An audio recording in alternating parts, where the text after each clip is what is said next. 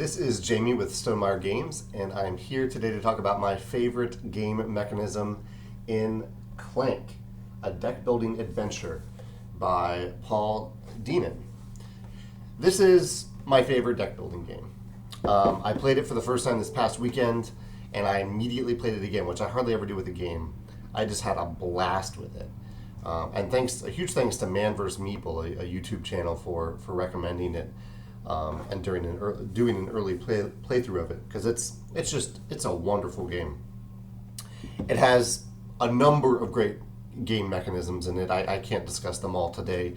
It feels like it takes all the interesting things from other deck building games and combines them into something that's wholly new and its own thing. My favorite game mechanism in it is the spatial element of the game, with a specific reference to what's going on. But first, I want to show you what I mean by that. In Clank, it's a deck building game. Like at the end of every turn, you draw 5 cards. Those 5 cards have abilities, and they have there are 3 key icons on them. One's a skill icon that lets you acquire new cards using skill. There's a sword icon that lets you fight enemies and not acquire those cards, but get bonuses for defeating enemies down in this dungeon that you're exploring. And movement. The movement relates to this board. So you're adventurers that are starting at the top of this castle up here, and you're using movement to move from room to room. So like if you want to move from here down to this room along this path, it's 1 movement. And then there are some things that you'll encounter along the way. Like here's 3 monsters along this path. And that just means that you can move along that path with a single movement if you want. But if you do, you're going to take 3 damage. Unless you have swords to counteract. So for every sword that you use to fight one of these monsters, you avoid taking damage. Also, these crystal caverns are kind of key because you can't, if you move into them on your turn, you can't move out of them. They distract you with these crystals. And so that prevents a player who gets maybe too good at movement, or they have a turn where they just get 5 movement in the cards that they draw. It prevents them from running all the way through the dungeon right away. They have to stall, and they have to choose their path so that they end maybe right at a crystal cavern. And then the deeper you go in the cavern, the board doesn't fully depict this because the board is covered with tokens at the beginning of the game. Oftentimes when you enter a room, you'll gain either a little bonus, a token. You'll pick a token, a face-down token, and you'll gain a little bonus, or you'll gain a bigger bonus, or you'll gain an artifact, which is the main purpose of you going down into this dungeon. You're trying to pick up an artifact and then run out of the dungeon. So my favorite element of this, there's the spatial element, which is wonderful.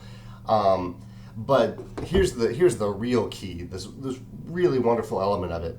In many deck building games, there is kind of a pivot point where you're building your engine, you're making your deck better, you're buying stuff, you're building, and then there's this pivot point where you start to be able to buy all the victory point cards and start to get victory points, and they end up clogging up your deck. And so you get better and better. You clog up you get these victory points, and you start to score points, which is good. But the quality of your deck goes down because those points are clogging up your deck, which is a great mechanism. It's really a brilliant curve to a game. That's a narrative curve for any game. But the narrative curve for Clank is similar, but amazingly different, because instead of clogging your deck with points. And there are cards that give you points, but they do other things usually as well. Instead of really clogging your deck with those points cards, the pivot point in Clank is the point at which you decide that you've gone deep enough in the dungeon, you've gotten what you came there to get, and you need to run out of the dungeon. Because in Clank, you can die. And many players will die. You're taking damage throughout the game. Through these monsters on these paths. You're taking damage from the dragon, who is slowly waking up throughout the game, and there's a lot of player interaction in Clank in terms of who's getting certain treasures first, who's getting what first, but also in this timing mechanism. Because say in the last game that I played a strategy where I went pretty shallow in the dungeon. I tried to fight a lot of monsters to get money so I could buy stuff at the store. There's a store like in the middle of the dungeon. And I grabbed a low point value artifact. You have to have an artifact to get out of the dungeon. So I grabbed a low point value artifact, and then my plan was to run out of the dungeon before anyone else could catch up. And once you run out of the dungeon, a clock kind of starts where it puts everyone on a timer, basically, everyone who hasn't gotten out of the dungeon. And they can either try to just get out of the dungeon itself and get into the castle or the town, where they'll be rescued and they can still score all of their points. Ideally, they'd get all the way out of the dungeon because you get 20 points if you get all the way out. Or if you get stuck below ground in the dungeon and that timer runs out, you just die. And there are other ways to die before that if you lose all your life.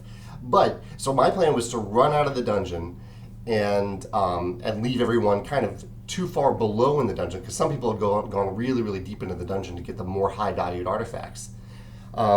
But my plan stalled out, and I didn't quite get the cards that I needed to continue moving out of the dungeon, and all the other players caught back up. And so I got out. I got those 20 points, which was great, but everyone else got back out as well, and they got out with better stuff. So there's this beautiful curve to the game of like, how deep are you going to go in this dungeon, and are you confident that you can get back out? And there's a decision there, like, do you go shallow and then try to race out, or do you go really deep and get a better artifact but maybe risk not getting out? And it feels super thematic, in that, like, there's no abstract element of it. It's not buying victory points. It's you are physically moving through a dungeon and you are trying to get out of that dungeon, which is just a beautiful way to have that curve represented in a deck building game.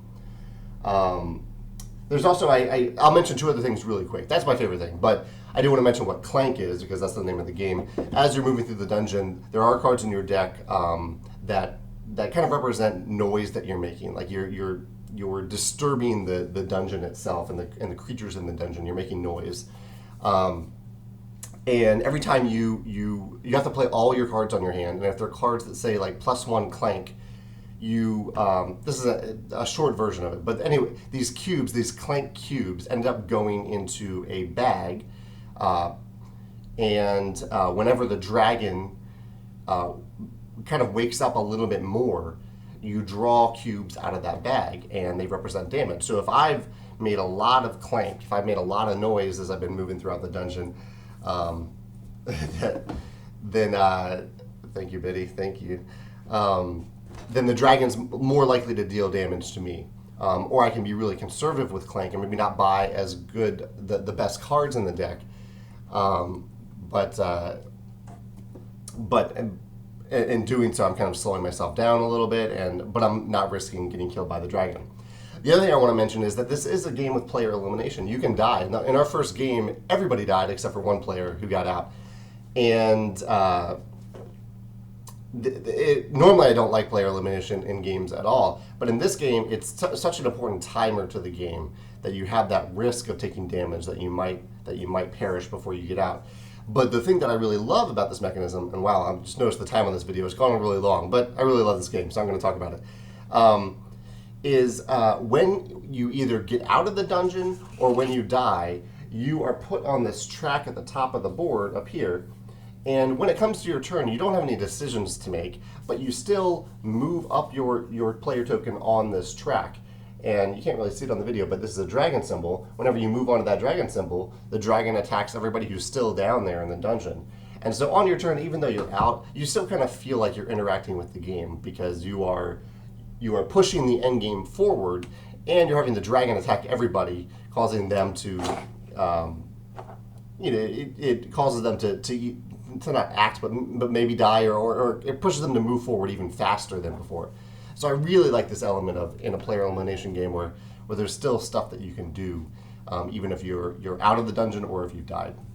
Wonderful game. I'd love to hear your thoughts in the comments, either about Clank specifically or about games that have a really interesting arc and a pivot point, and what makes that pivot point interesting. Thanks.